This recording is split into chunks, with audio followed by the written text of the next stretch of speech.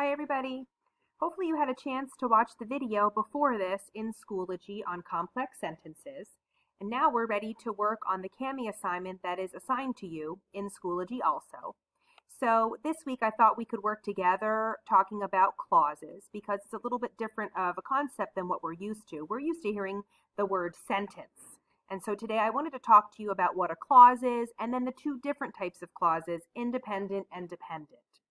So if we take a look at the section right here in the top section of our page, we notice that we see the word clause in bold-faced print. Clause is a group of words that has a subject and a verb. Now there are two types of clauses. There's an independent clause. That means it can stand alone. So think about if you're independent at something. Maybe you're independent at doing your schoolwork or independent at doing a chore at home. That's something you can do by yourself, alone, on your own. A dependent clause is a little bit different. This one cannot stand on its own. So kind of think of it as a fragment or an incomplete sentence. It's missing a subject or a verb. So let's put that here just to remind you as you're working today. So it's missing a subject and a verb. Okay, so let's practice. We're going to be looking at some simple sentences and some compound sentences, and we're going to be writing yes if the clause is independent, if it can stand on its own.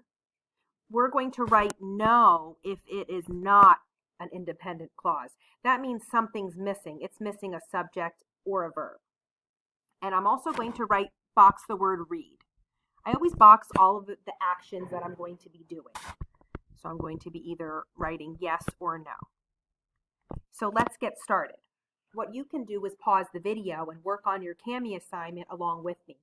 So take a look at what we're working on for the first couple of problems, and then you'll transfer your answer onto your CAMI assignment. So let's start with our first one. My dad works at a pet store. So I notice here I have a subject, my dad, and I have a predicate, works at a pet store, and the word works is a verb. So I know this is a complete thought. I'm going to write yes because it is independent. It can stand on its own. It does not need anything added to make it a complete sentence. So let's go to the second one. Sentence 2, takes care of the fish and reptiles. What do you think? I'm thinking it's missing something.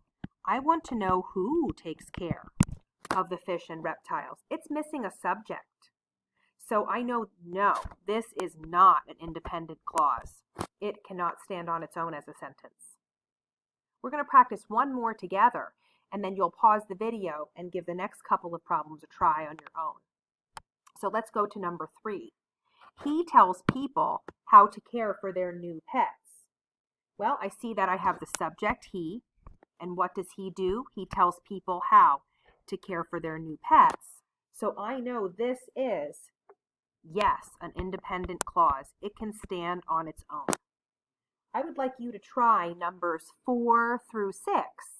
Write yes if it's an independent clause, if it can stand on its own, and write no if it's not, if it's missing a subject or a verb.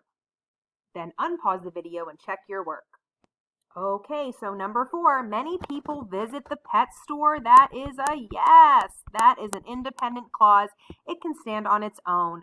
Many people is the subject, and visit the pet store is the verb. Did you get that right, boys and girls? Let's go to number 5, people who want to buy pets.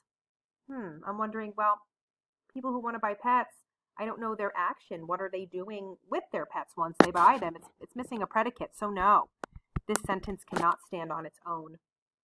And number 6, the pet store is in the Green Tree Mall. Well, I have my subject, the pet store. My linking verb is in the Green Tree Mall, and yes, that is an independent clause. So let's go down to numbers 7 through 10. Go ahead and pause the video and give those a try. Okay, so number 7, on Lincoln Trail next to Patty's Pancake House, That's letting me wonder, what about that? What about Patty's Pancake House? It cannot stand on its own as a sentence, so no, it is not an independent clause. Let's go to number 8. More people buy dogs than cats. Well, I know that this is my subject, more people. And then buy is my verb, dogs than cats, so there's my predicate. And yes, this is an independent clause. It can stand on its own. Are you getting them right so far? Okay, let's try number 9. Because they are friendly. Well, I'm wondering, I don't know who. So I know that can't stand on its own. So no, that is not an independent clause. And our last one, Dad likes working at the pet store. My subject is Dad. What does Dad like to do? He likes working at the pet store. So yes, that is an independent clause. It can stand on its own. So did you get those right? Are you getting the hang of it? Thank you for working with me today. Don't forget, you have to transfer all of this information onto your Cami and submit it to me or your teacher on Schoology. I'll see you soon.